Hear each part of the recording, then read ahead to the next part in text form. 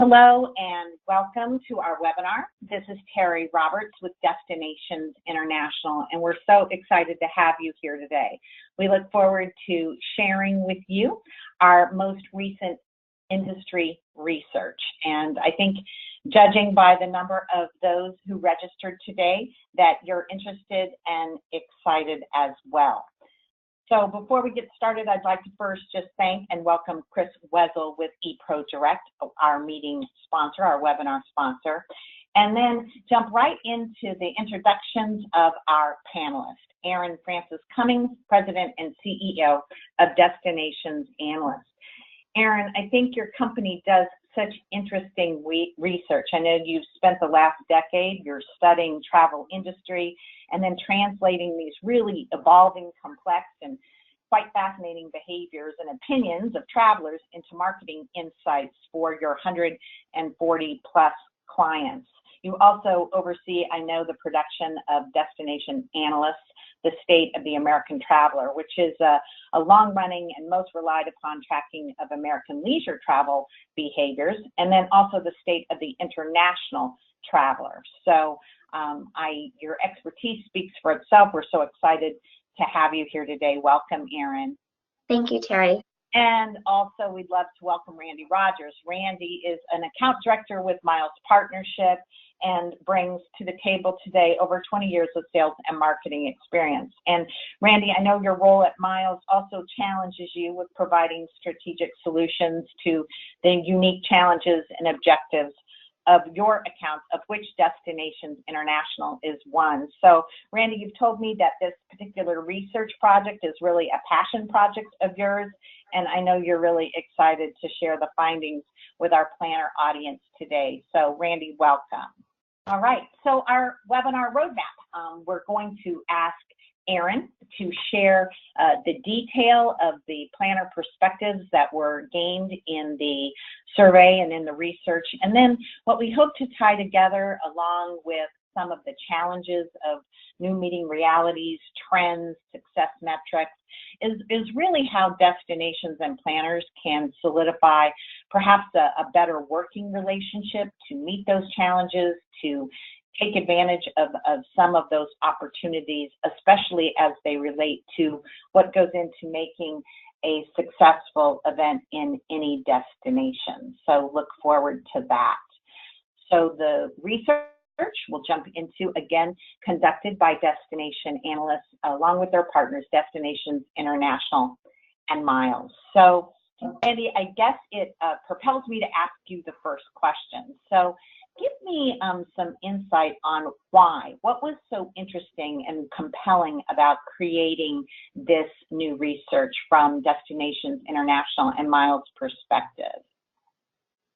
Definitely. So Destinations International is a trade association for CVBs. So obviously the planner perspective becomes extremely important and relevant to the education programs that they develop. Honestly, the research was specifically born out of frustration more than anything else. Destinations International, Miles Partnership, and Destination Analysts all work with CVBs to help them navigate the meetings landscape and then also the associated challenges therein. And really previous research was just too generic and one size fits all and not very helpful in understanding those challenges or identifying true challenges.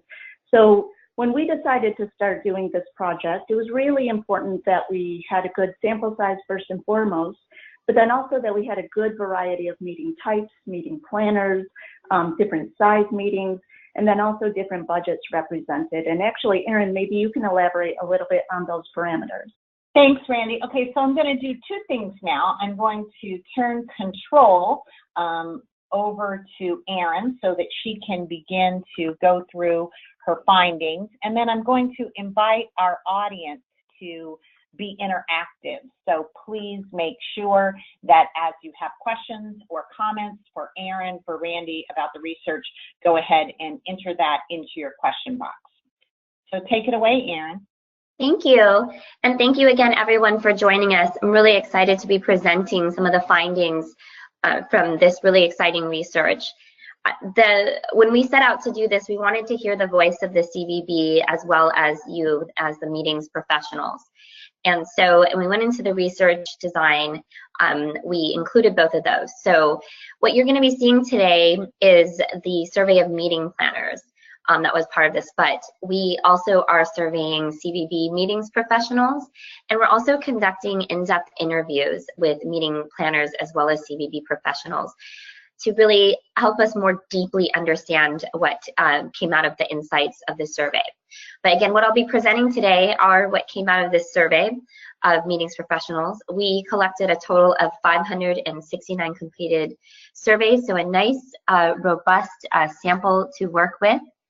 And let's take a quick look at who's part of that group of 569. As Randy said, diversity and representation of the meetings professionals was really paramount to this, and we were able to achieve that. Most of the meeting planners, the majority of the meeting planners in our survey sample plan meetings exclusively for the business entity by which they're employed. We did have about a quarter be third-party planners. And given that that's the big makeup of this, only 1 in 10 are sole decision makers in terms of the responsibility and where they hold their meetings. It's mainly a shared decision with others in their organization or clients. We had planners that do all types of meetings business, corporate, national and regional associations, state associations, nonprofits, really a wide variety of meetings types. And then across several industries as well, tech, education, medical, financial. In terms of size,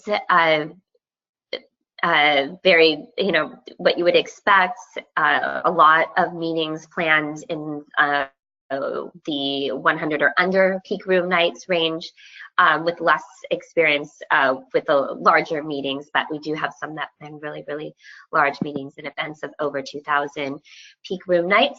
Then we asked about the room block as a % of total attendance, and about 3/4, or about, sorry, I should say half, block rooms for about 75% of their attendance. So one of the key objectives that we wanted to use this research for was looking into how meetings professionals are measuring the success of their meetings and events. And taking a look at this now is really important because for everyone else that services you in this industry and for the industry at large, it's really important for them to understand how you are defining the success of the meetings and events that you plan. What we found was, when we look at all meeting professionals that we surveyed, attendee satisfaction and the number of attendee registrations were the top 2 most common measures of success. However, there was a second layer that really relates to cost. So while attendee satisfaction and the number of registrations are the key success metrics, there is, as you would expect, that layer of things related to costs for the meetings. And we'll see that come out in how other decisions are made as well. So if we look at the different types of planners, for corporate planners, attendee satisfaction and achieving meetings goals are the top meeting success metrics, with, again, the cost staying within their meetings budget coming in there, again, as that second layer. For our third-party planners, just as you would expect, their client satisfaction comes out on top, followed by attendee satisfaction, and then the cost savings that they're able to negotiate on behalf of their clients coming in as their second layer of success. For our association planners, most important for them is their number of registrations, followed by attendee satisfaction. And then for our SMERF planners, attendee satisfaction top with the number of registrations. And then for our association planners, the amount of money that they're able to achieve from their attendee registrations is their second cost layer. And for our SMERF planners, staying within budget. So we see how then your measures of success play out into how you select the destinations that you do to hold your meetings, with attending client satisfaction being so high, as well as staying within budget and negotiating cost savings and such. Geographic location was top rated destination attribute of importance to meeting planners, followed by hotel quality and the quality of the meetings, facilities, hotel rates, and then the overall costs of holding the meeting in the destination. When I presented this research to the CVB side, I really wanted to point out that for you all, because I heard this a lot when I interviewed meeting planners as well, that overall cost of the destination, that information is really important, and it's one that I heard that you feel you don't necessarily get great information on when you're in that assessment period. And so I had recommended on that side of the industry, on the CVB side, that they provide you a more information so that it's very clear like how expensive restaurants are, how expensive activities are, so you have a better sense that you can communicate to your clients and to your attendees how much it's going to cost for them to attend a meeting there. If we look by planner type, not a lot of big differences between planner types in terms of what's important to them when they are selecting destinations. You know, for our corporate planners, the quality of the hotel is just under geographic location, but we see with our association planners, very similar to corporate. I mean, quality hotels are also as important. They're just a little bit more sensitive to hotel rates. And then from the interviews that I've done with meeting planners, I wanted to take the time to bring this up because I thought you would find it interesting as it relates into how you're selecting your destinations given what your measurement successes on attendee satisfaction. What I heard a lot of was that your attendees really want walkable access to restaurants and things to do. And I would recommend on the destination side, on the CVB side, they have to really think in their in their planning of their communities and such, that's really an important trend that you all are seeing and pointing out. People want downtown-ish like areas, and that's where you're going to bring meetings business. If your attendees will have access to that. I also heard a lot about that now you have to be concerned about delivering healthy and diverse food choices. So again, really important for everyone else in the industry to hear that needs to be something that's available because you're seeking that out for your attendees. Also heard from meeting planners that health and wellness activities were something that they are now feeling more and more having to add into their programs, and that their attendees and clients are desiring that to be part of the program, and that also is going to play into the destinations that are picked because of access to that type of thing.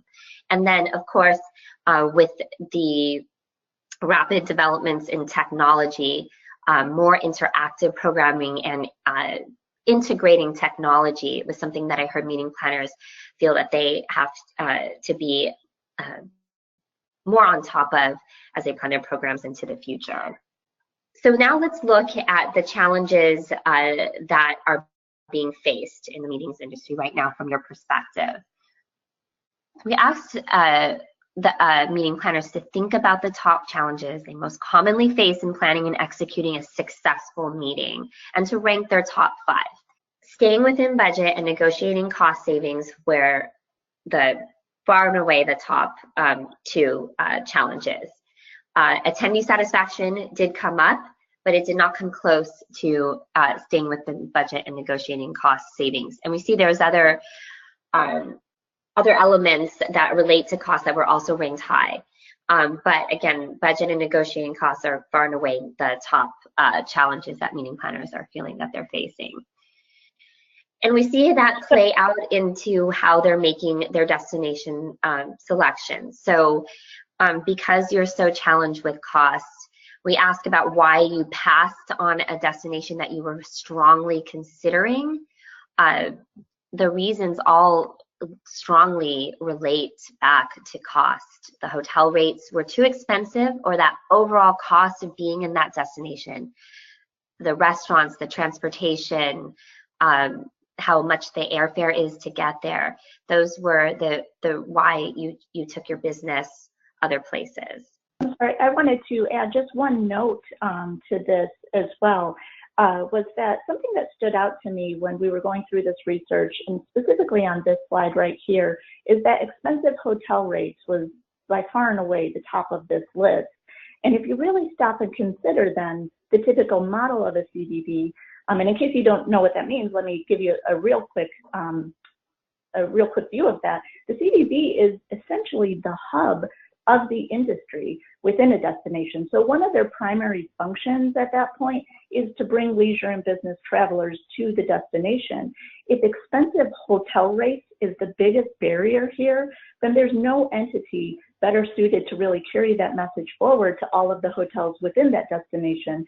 And further, there's oftentimes already a mechanism in place for sharing that type of feedback. So that was one that really kind of resonated with me as we went through the process.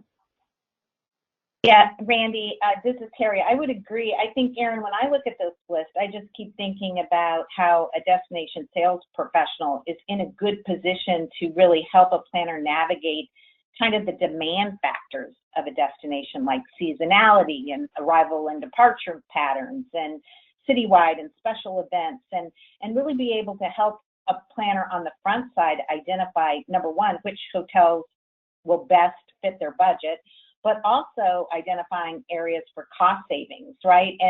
And looking perhaps at alternate dates or areas where there may be some weakness or softness in the destination, or even bringing together some sourcing for funding or assistance to help a group get into a destination. So I think that this is a great way for planners and CVBs to look at better opportunities. Yeah, absolutely. So if we look by planner type, for our corporate planners and our third-party planners, the expensive hotel rates and overall costs were the key deterrents from them choosing a destination that they had strongly considered. With our third-party planners, obviously their clients' preference also being a challenge for them in actually booking business in a place that they considered. And then also I wanted to, sorry, let me go back. I also wanted to point out here with our corporate and third-party planners, you do see limited airport facilities and lift also come up for a reason on passing and consider destination. I just want you to keep that in mind when we talk about the future. And so same story with our association planners, you know, and our SMERF planners, the overall cost and the destination expensive hotel rates really being the reason that's keeping them from booking business in a place. All right, so let's look ahead into the future and see what meeting planners felt like that held for them in the industry overall.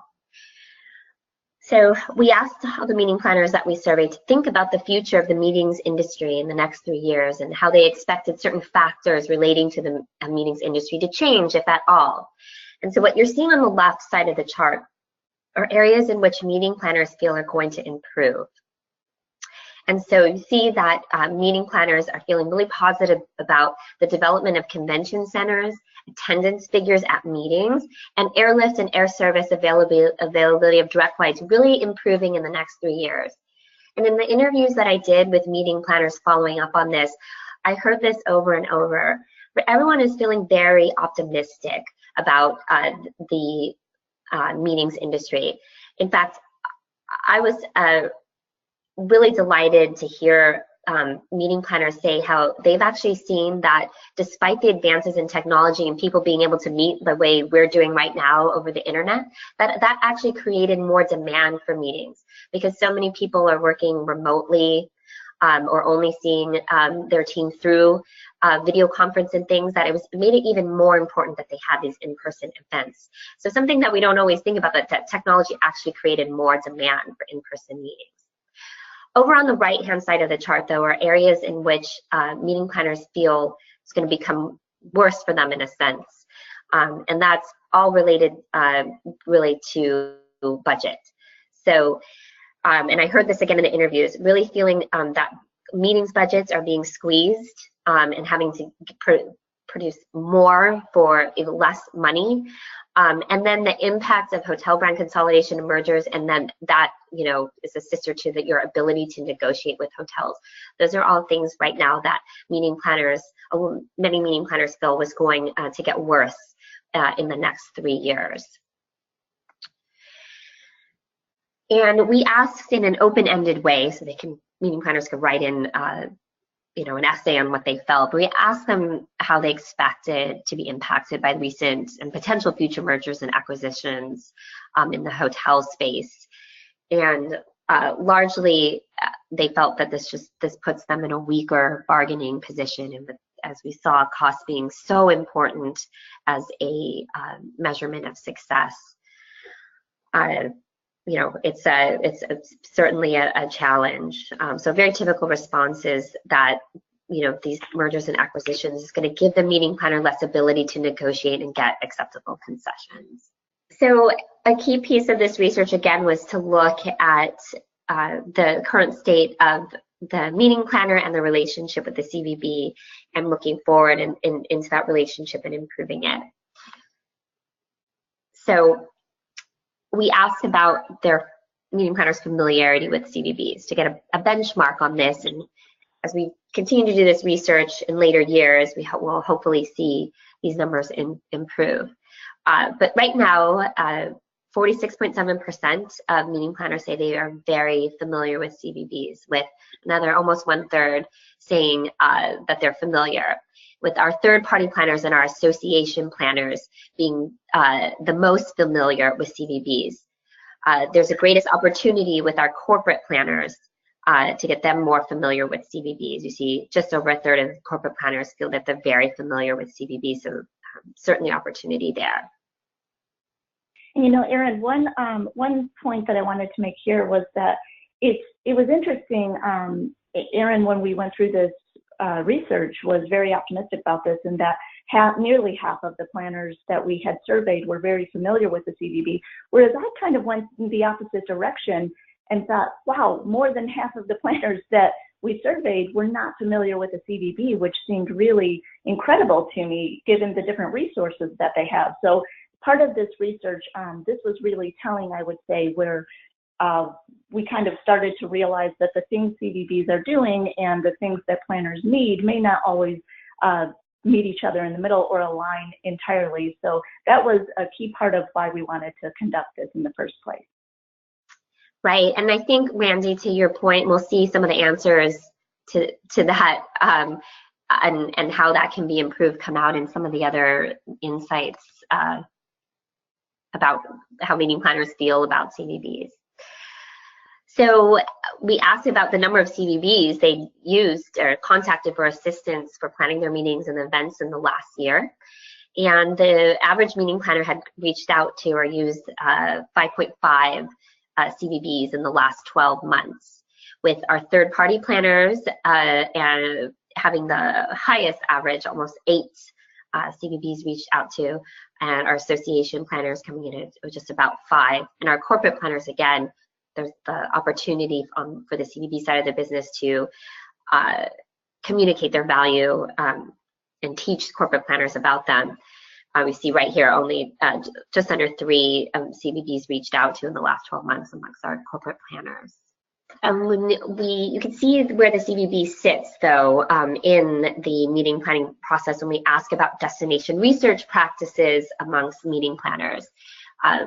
So we ask, you know, which of these resources do you regularly access when researching destinations to hold meetings and events?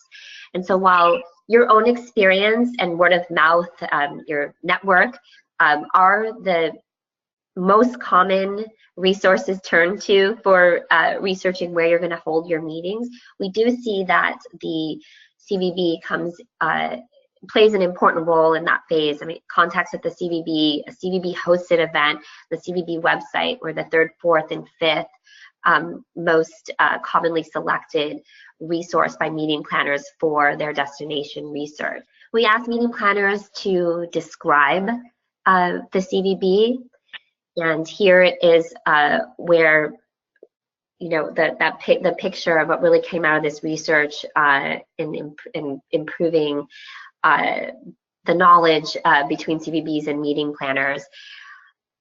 Meeting planners were most likely to describe the CVB as destination experts and providers of destination information, and had a sense they promote the destination overall and promote it specifically for meetings. But why this is really, I felt, important learning was that these are very general descriptions, and we see that less specific understanding of all the services that CVBs provide be a real opportunity on the CVB side to educate planners around that, and so that planners will use them more.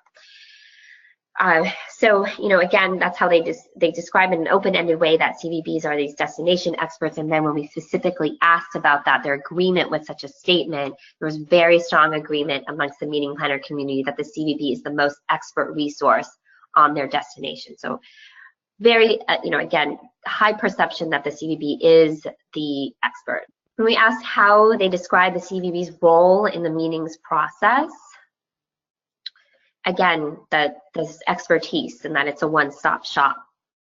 However, a lot less specific descriptions about the services they provide and not a lot of knowledge of the full range of services that are provided. And we see this kind of dearth of really specific information about CVBs play out in how meeting planners are currently using CVBs and at what point. So what you're looking at here is we asked meeting planners to think about the destinations in which they had no prior planning experience, so a destination they had not planned a meeting yet, and ask them to rate how important the CVB services were to them. And we see that for a destination in which you have no experience, 78% ranked the CVB's importance between a 7 to 10 on a 10-point scale. So a lot of people seeing that the CVB is important in a destination they've never been. However, in a destination in which you have had past experience, that number falls dramatically down to just over half, saying that the CVB is important in a destination in which you don't have experience. And me, I don't, Ramsey or Tara, if you want to speak to this at all, but CVBs want to be part of the process. They want to work with you, and so this is, again, a real opportunity for them to teach you about what they can do, even if you have some familiarity with their destination. Yeah, I would only add to that, we were really surprised to see that number drop when you had previous experience in the destination. I think when we were going through the research, we expected that number to be even on your second time around or third or 10th time around, if not increased at that point, because at that point in our mind, we would have seen the value of working with the CVB and everything they could do. So that was a really surprising one. Yeah. All right, so and when we look at awareness of CVB resources and services, again, just more of the picture filling in here, there's a lot of awareness amongst meeting planners that CVBs provide printed guidebooks for their attendees and local events calendars and marketing materials about their destination, and pretty strong awareness that CVBs also do RFP distribution. Mid-level, but not super strong awareness that CVBs provide services around hotel selection assistance, personalized venue assistance, advice, welcome signage for attendees and things. And then on the bottom of the awareness are things actually really strongly related to, or could potentially be strongly related to, attendee satisfaction. So not a lot of awareness on the meeting planner side that the CVB can provide things like attendance building tools and pre-post itinerary content that can add to that attendee satisfaction post-meeting. When they want to be when meeting planners say they want to be in contact with the CVB, 2/3 say during the destination research phase, 56.9% say when I'm ready to execute my RFP, and then we see a drop there after they've selected the destination, just 44.1%. So again, and then hearing and doing the interviews and such, we really saw that, you know, meeting planners were looking at the CVB as experts, but really reaching out to them in that pre-decision phase, and then not so much after, and not as much when they've already held an event in that destination. Right now, there is strong agreement in the meeting planner community, though, that CVBs are willing to go above and beyond to ensure meeting and event success. So a good feeling about CVBs and the customer service that they're providing. And also, finally, they are seen as important to the meetings industry. Over 60% rated CVBs as very important to the meetings industry. And we see that importance felt the strongest amongst association planners. Again, there's opportunity with corporate planners to get them to see the importance of CVBs. And then looking ahead into the future, over half of meeting planners felt actually that the CVB was going to become more important to the meetings industry in the years ahead. Well, Erin and Randy, I can tell by looking at the question board that a lot of people have found the information very informative, because we're getting a tremendous amount of requests for the slide deck. So that's always a great indication.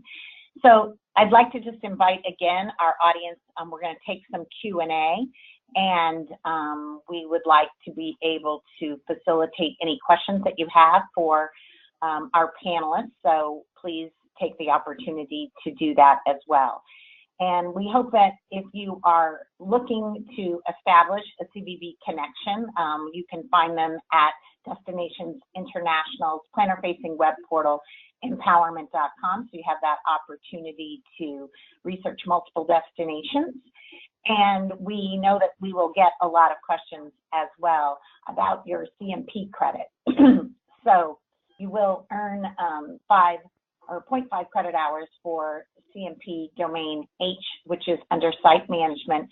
You will get your certificate along with the slide deck and the recording delivered to you next week. Please make sure that you check your spam, because it does often land there. So I will give you an opportunity to type in your questions as I welcome and thank Chris Wessels, who is with ePro Direct.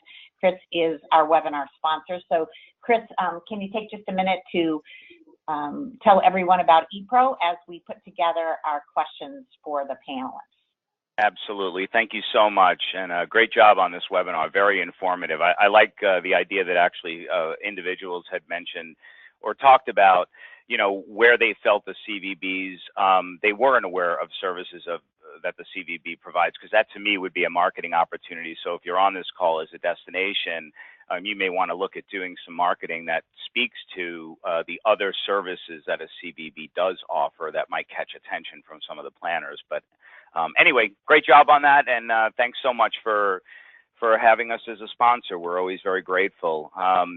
Although we've been, as a company, ePro Direct's been entrenched in the meetings industry for the past 16 years, we're launching something new that we're very, very excited about. And, you know, we got to switch gears just a little, because this more pertains actually to leisure travel, but still important for any organization. So this is kind of a first of its kind, so it's really exciting for us. So I'll give you the brief overview. It's called bookingcommunity.com, and you guys can go to that site at any time to learn a little bit more. But first, imagine a travel booking website like Travelocity or Expedia or Hotels.com or anything like that. And now imagine that site stocked with unpublished rates that aren't available to the public, and aren't available anywhere else, quite frankly, with rates that are up to 70% less than any other public travel website or hotel direct website guaranteed. We have about 800,000 participating hotels worldwide in this program, and access to these rates are only being offered to our user community, which is comprised of a variety of different associations and organizations, members, and employees. So pretty impactful for any type of, especially associations, are really enjoying this because of the benefits that it brings as far as having it as a membership benefit. And then finally, it offers an opportunity for an organization, especially an association, to generate revenue through our revenue share program. All of this, remember, there is absolutely no fee for any organization in any way to get involved in this. As a matter of fact, they typically just make money. Again, the highlights is, the ability to offer members or employees of a company or members of an association access to room rates they absolutely can't get anywhere else. It's truly a unique membership benefit that's very easily integrated into the organization at no cost at all. And it generates a new incremental revenue stream for an organization with absolutely no investment. So if any of these highlights could benefit your organization in some way, you can go to bookingcommunity.com and you can schedule right on there. There's a button to schedule a short demo. It takes about 20 minutes to explain the program. So if anyone's interested, feel free to go there and check it out. Great. Thank you, Chris. I appreciate so it. And again, for your sponsorship. All right, everyone. Thank you for putting in your questions. I think I'm going to try to facilitate that. I'll ask, we were having some trouble with our webcams earlier, so that's why we decided to take them off. So I'm going to see if maybe I'll ask Erin and Randy to turn on their webcams so that we can take the Q&A. So Erin, one of the first questions that came up was for you, which is early on when geographic location was mentioned as an important success factor. Could you clarify what was meant by that, how you interpreted that, and how would that be different from destination aspects, climate, easiness of access? Like, so what did you read into that? Okay, yeah, I believe that the geographic location came up as the top attribute of importance for destination selection. And there were, and I know there's a lot of data, so when you get the deck, you can dig in there. You saw there were specific elements related to that geographic location, like weather, that people specifically rated as important.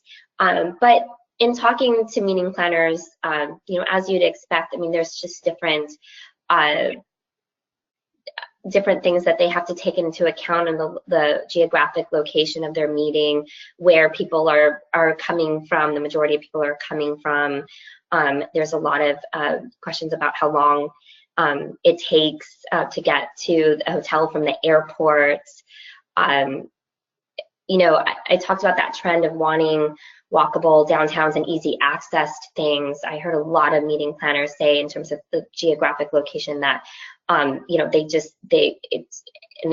to the attendee experience, I mean, they really don't want places, or they're feeling that their clients and their attendees don't want places that take so long to get to, even from the airport to the property. That's what they're considering. That makes sense.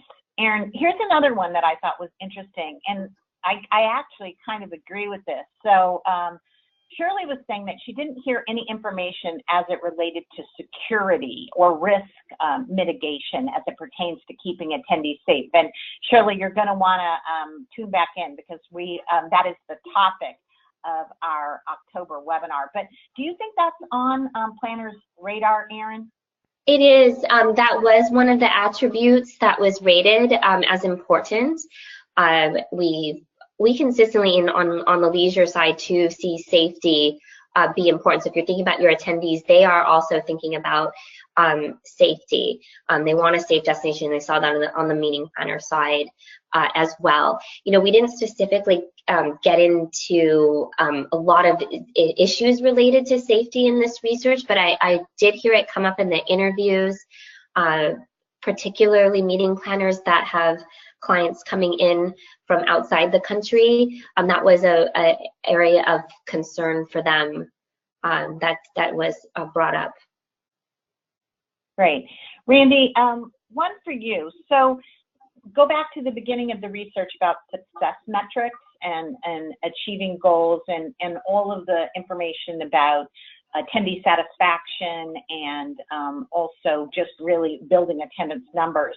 There was a question about how can planners access or tap into not just what there is to do in the area, but how destination attributes or intellectual capital can be used for meeting content.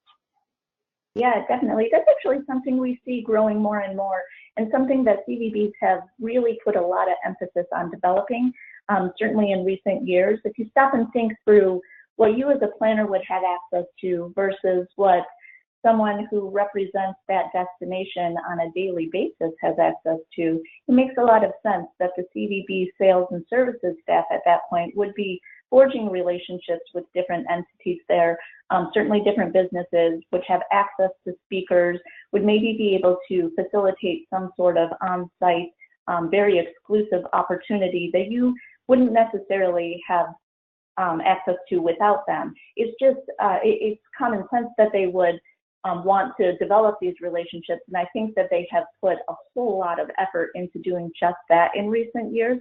There are actually a number of really interesting case studies where you can see that actually helped with attendee satisfaction because they were so thrilled by the experience that they got to have, largely in part due to the CVB relationship.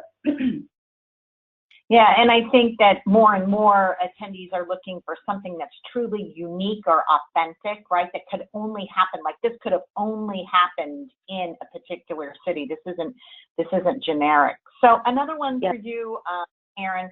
So we are again still getting questions on the board about, am I going to get the slide deck? And yes, in fact, you are. But also, Erin, plans for future research and new levels of understanding. What does that look like?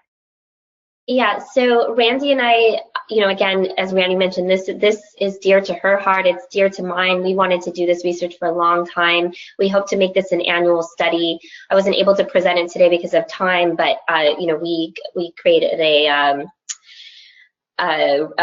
model for measuring the relationship between the CVB and the meeting planner.